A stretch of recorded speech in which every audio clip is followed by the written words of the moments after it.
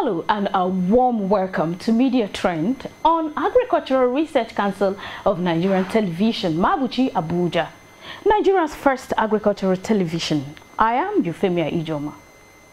Of course, in this edition, Ejikeme Mesoma formally apologizes to the Joint Admissions and Matriculations Board for forging her UTME scores. In a video published on Twitter, Mesoma said what she did was wrong and asked for forgiveness.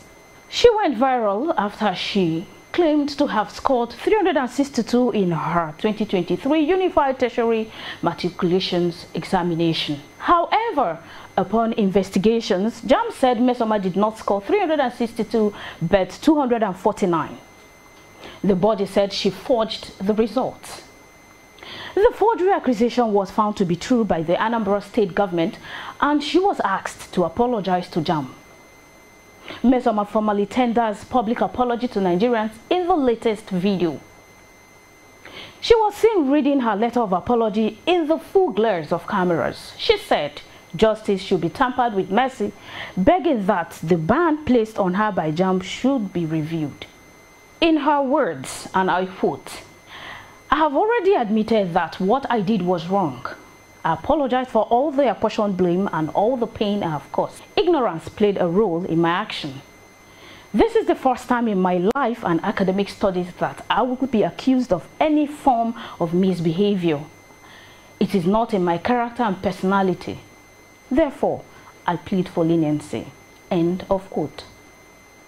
This indeed created a lot of reactions online, and one of which is, and I quote, "I hope everyone that is caught forging JAMB scores will get this same kind of treatment moving forward."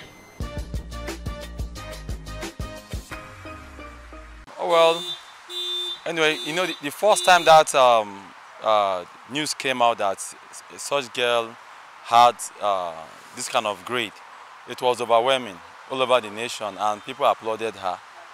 You know, the second incident was the JAMB coming to debunk that they don't know about the certificates. You know, anything can happen in this country. So, and it was like it's true, it's lies, it's so many things. Now, is that it's actually a fake result. Anything can happen.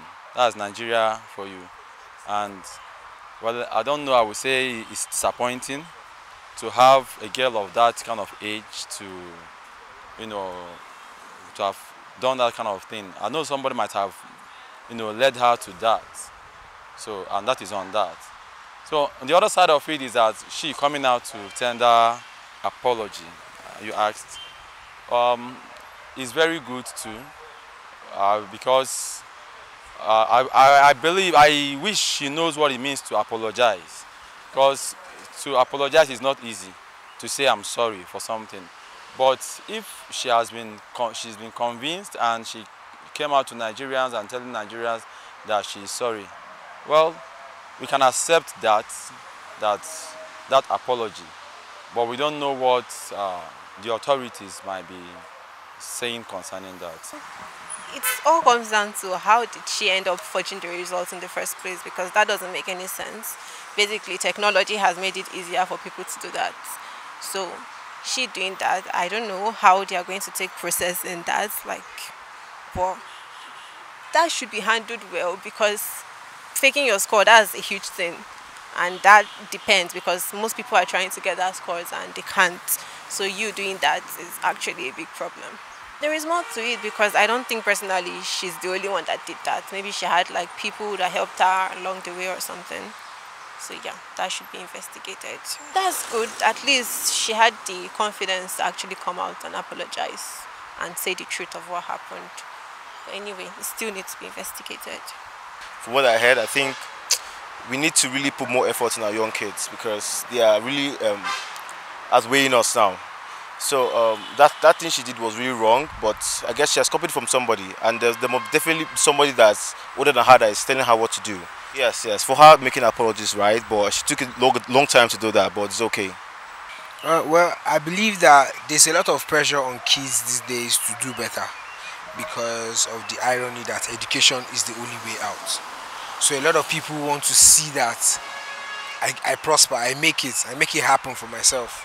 So I believe that that pressure could have been an adage to how she reacted and made those kind of actions. But now the thing is, she's young, and a lot of people are neglecting that fact, and they should revert back to it and maybe check and investigate. A lot of people just come up with conclusions with what they heard, so nobody knows her own story and how she has been affected. So I believe that with the right amount of training and proper talks, you might find out that okay, there might be peer pressure, there might be some things that will be of bore to her, and then case will be solved. That's just it. I believe that our people need to reduce the pressure on our kids and make them understand that education is not the end of it. A lot of us now have finished school and we know what we are seeing, so let's just keep it cool. That's just it for me. We see that kind of move is too big for our age, so you would know that somebody must have propagated it for it to happen.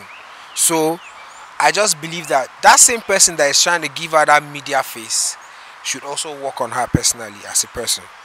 A lot of people forget that when you portray a particular image online, is that is true to what you are living off the cameras or not. So if she's really apologizing, let it reflect in her life. That's the most important thing. There should be impact and it should work. That's all.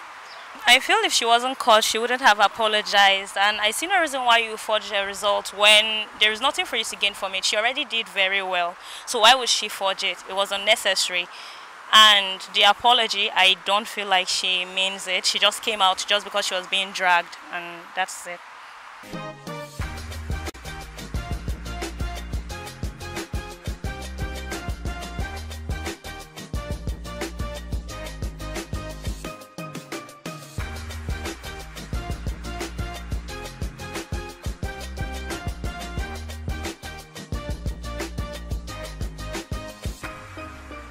Our next story for today talks about famous controversial Nollywood actor and media personality. Uche Maduagwu doesn't seem ready to let Judy Austin be, as he went after her hard in a trending viral video. Uche's video response to Judy's recent Tell It All viral video currently making the rounds.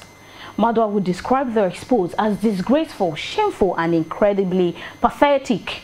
He went on to pick on some of the key points made by Judy about how she got pregnant for Yul and how they met years after her previous marriage had crashed. However, none of this seemed to have impressed Maduagwu, as he described it as all hogwash because he doesn't understand how Judy would lay with a man who knows is married and has 4 kids. Well, for that particular reason, the thing is, you cannot even know what is true right now. A lot of people come up with stories for clout. That is the painful thing. Before, you could have genuine situations that you can relate to online. But now, you can see something happening online and those people are gisting and they're enjoying themselves offline. So now, the thing is, are we sure that is true? All this banter back and forwards. It might not be in his place to call her out, you understand? But he also has a brand to live up to, you understand? So he needs to do that to those people. And they brought the story. It's not his fault. He saw an opportunity to make his name. Now, we are talking about him. That is his plan and it's working. So I just believe that when people bring situations and however people want to customize it, if it's for the media, you can hardly trust what the situation is. You understand? But as for him, he's in his place to call them out because that's what he's living up to. That's what he's living for. That's his thing. A lot of people are enjoying that. Some people he might even be investigating to an extent to get some truths. So you can even rely on him to an extent. That's just the rate of what I have to say.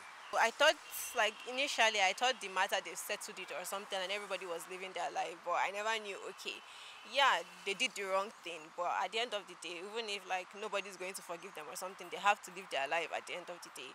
So she posting, I don't know if that's wrong or not. Because, they are free to do what they want to do in the end. So I don't know if that's wrong. And another person coming to bash her because, I can't say she's living her life or what she did was bad, but I'm just saying at least everybody is just trying to forget that situation and move on with their life. Well, I don't really blame her. I blame the guy. Because she doesn't really have anything to lose. He has a family, well, he has an ex-wife and he has kids. That is the husband, the Judy Austin's husband. So now, I don't blame her. Men get to do what they do and it's not the fault of the women. You know you have a family and you know you're done with that family. Instead of you to divorce your wife or just let her know that you're not into it, you went to get married to someone else. As a Muslim, you're allowed to marry 4 wives, yes, but some people are not okay with it, and the fact that you know she would not be okay with it, this is someone that has been with you through thick and thin, and I'm not necessarily saying you have to remain with her, but the fact that he keeps going on and on and on to embarrass his family, someone like that has, just like I mentioned, has absolutely nothing to lose. So I really don't even care about what she does. She's just seeking attention, and I am sure their relationship is not as good as they make it seem on social media. They are trying to chase clout too, and maybe, I guess, trying to become influencers and make money out of it. People of that age should be more mature than that. There are so many ways you can go about doing things, and that is just not the right way. Oh, well, you see, first and foremost, in this kind of issues, you know, sometimes I'm surprised to hear marriage scandals and divorce scandals, cheat scandals on social media. You know, originally it should be a private issues. No, but of course these are celebrities. So if they are celebrities, they have come up to a particular point in life, people must talk about them. Even when they don't bring themselves out, people talk about them, you go, people video you, people want to associate with you, I know this celebrity or not. So that is on that. But coming to the issue, I think they had their issues. They had their issues in private, they knew themselves. We don't know where they met themselves, you know. But I think one person might have felt betrayed by the other. So, and you came out to say something. I think they say you cannot go to, how people used to say, a mouth cannot go to a mouth and go empty. So what I witnessed here is a backlash of something, you doing something, Uche doing something, and I don't think I'm blaming anybody. All of them, they are into it. All of them are fighting for relevance. Everybody each of them want to trend more than the other. You know, people want to gain support. That is the celebrity thing. Somebody wants to gain more support, more fans than the other. So they might have their own issues too. From what happened, could be some points of realities on it. But I'm not too type that follow celebrity to that point. But baseline, I think something might have happened, and that's what brought about all these things. Well, right now, let us go on a quick break, and when we return, we'll have more of the stories. Stay tuned.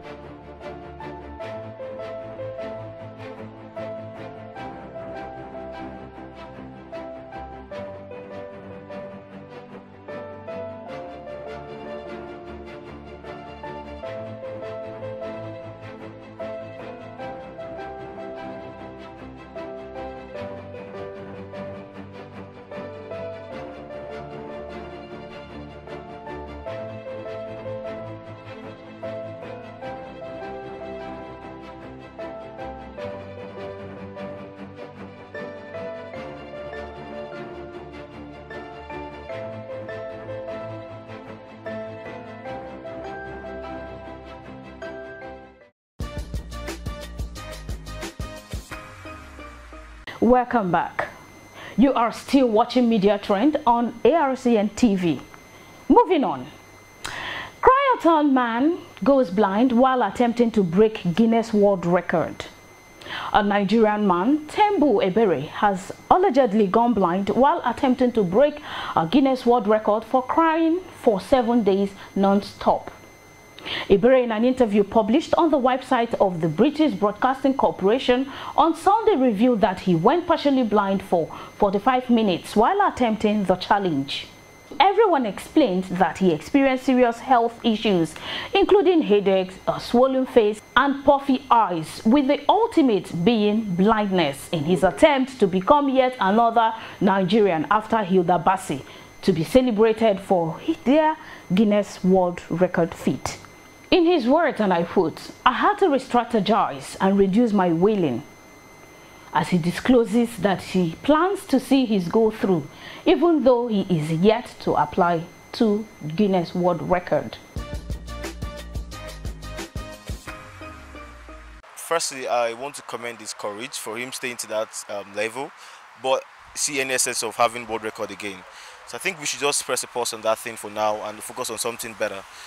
That's what I think. But to him, actually, I think I give him kudos to that, for him having that courage to cry for 7 days. I mean, even to cry for an hour for me is a really long time for me, but it's really good. But he should channel that energy he has or something else. Maybe being creative, going online to get some things that's going to help him boost his career or something else. Not going to cry for free or something. That's what it is.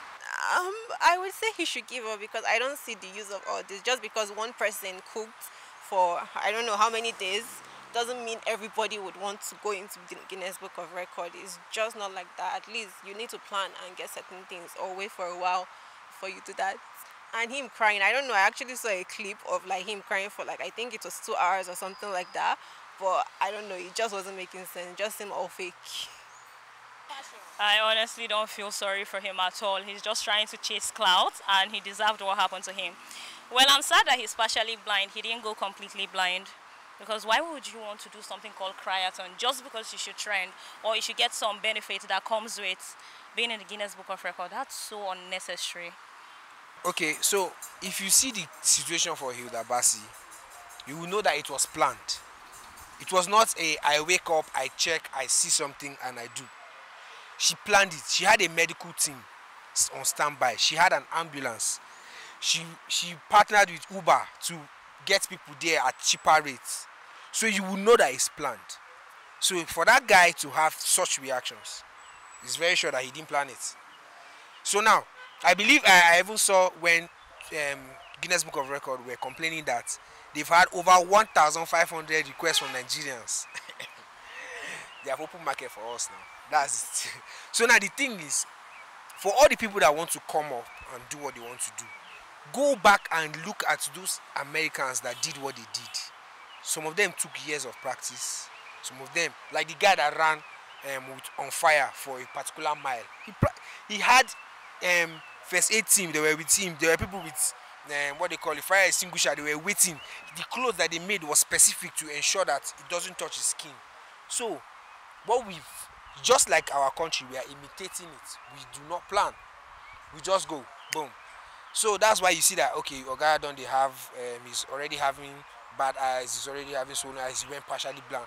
You don't know that those tears that you are keeping, that is for momentary times, they are useful to your eyes too. But you want to waste them in a particular role, definitely they will have repercussions. So if he wants to do it next time and he wants to re-strategize, plan it. Have your team around, research how long can a person sustain crying. Is it possible? Who has done it before? Just break 2 hours or 3 hours, add it to the time and make it happen. You know, to cry is not easy. I don't know why he's crying anyway in the first instance. You know, you can cry. There is this oxymoron thing, joyful crying. I don't know whether he's crying because he's happy. Because sometimes when you are happy, you shed tears. So, and when you are hot, you can cry too. So, I don't know his honest reasons for crying. Whether he's crying for show. Cry, you know, naturally God made tears for something else. So you can't go do it out of, you know, the natural state God has made it. Something triggers it. According to biology, there is a hormone that triggers tears. So you can't just trigger it. So I think what is happening to him is an effect of him going against the law of nature. You can't just want to cry when something has not, you know, stimulated that tears from your eyes. And when you go against nature, it's like maybe when you feel pressed and you don't want to go, something happens to you you know. So you can't go against nature and you remain normal. So what's happening to him are the consequences of doing things against nature. So I don't think people should learn how to be guided in as much as you want to trend or you want to feel, you know, you want to be relevant in the society or you want to do anything. Be very, very careful and be guided so that you don't go out of the contest. Finally, on our stories before we go, lady allegedly beaten to death by patrons for picking money in a nightclub. Her corpse dumped in a swimming pool in Anambra State. A lady identified as Chinyere Awuda has been reportedly found dead as her corpse was dumped in a hotel swimming pool in Oka, Anambra State.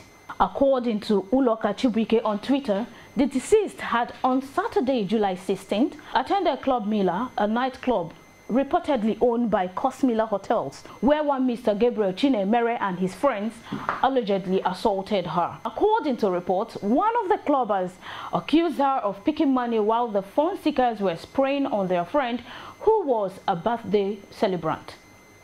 Some others said she did not only pick money but went for bundles of money, which a clubber stacked by his seat side, waiting to spray on the celebrant.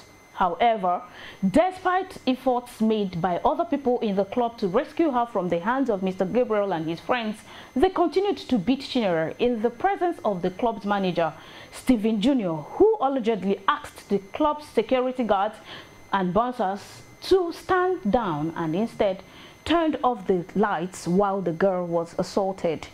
It is reported that she was beaten to death, her lifeless body dragged outside and dumped into an abandoned swimming pool belonging to the hotel. Upon receiving the tragic news, Chinyere's relatives stormed the hotel only to find her corpse in the abandoned swimming pool. The unfortunate incident has since been reported to the Anambra State Police Command for further investigation. Police spokesperson DSP Tochukwu Ikenga confirmed the incident and said the birthday celebrant and his friends were already in the police custody while the case is being investigated. So sad. Rest in peace, Chinyere. I don't know if she was like a guest and she was like allowed to pick the money in the first place, or she just went there and picked the money. But in this modern society that we are, you don't really know people, and there are certain things you don't put yourself into or take. So yeah, that's my take. I don't know about, like, I would say the consequences of her beaten to death or anything doesn't warrant that. But that way, that's the society we live in. I think so. I don't know why he did that, or maybe he had a hand in it, or they paid him or something like that, because that's weird for you to just switch on the lights when someone's life is being taken. I can't say you can stop your social activities because most people cannot actually do that, but at least take precautions when going to club and try to avoid certain situations that might actually lead somewhere, like people getting angry. Someone might be drunk and get angry at you and do something else. So like, just try to stay safe and cautious of your environment. First of all, I will ask, what's this girl's mission in this place? You know, a lot of us have different view to issues like this.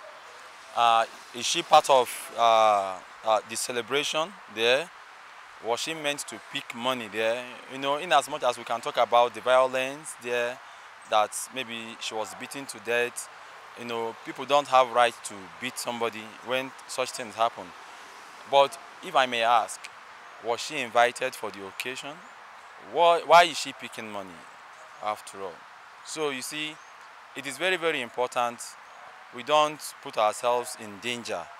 We don't make ourselves vulnerable to certain conditions, because you might say the authorities might come up, but the authorities might not be there. It is only somebody who is alive that can tell stories of what happened. So my own side of it is that what took her there, that's the first thing. Now, if she's not part of it, she had made a serious mistake that has cost her life. So on the other side, as a Nigerian, you don't have rights to take life. This issue of jungle justice, it's been trending in Nigeria. You see a lot of people from the angle of religion, from the angle of celebrities side, and some other side you see people you still do it even on the government side, the formal sector too. You see jungle justice. So it's what Nigerians need to preach against.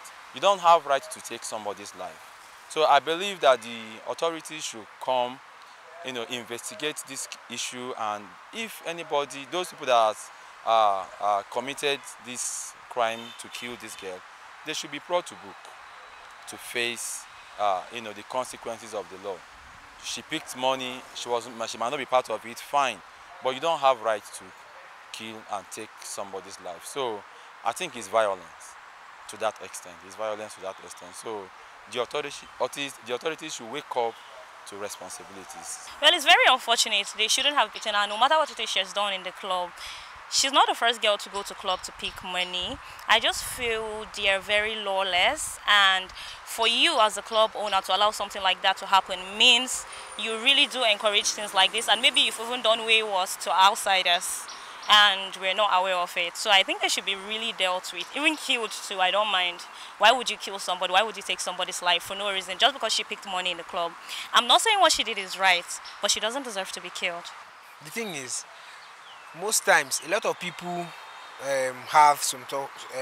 Nigeria, a lot of people get away with a lot of things. I believe that is why people can do such a thing, and I'm very sure that you can hardly, maybe they will find one person as a scapegoat and keep that person out, and then the rest will go scot-free. That will be the least likely person that would have committed that crime. Now, we need to invest more in our enforcement agencies to ensure that this kind of things do not happen. Now, that lady now must have been there for one or two reasons. Nobody knows. Now, it was not her fault to pick money. Come on, even in weddings, people pick money. You understand?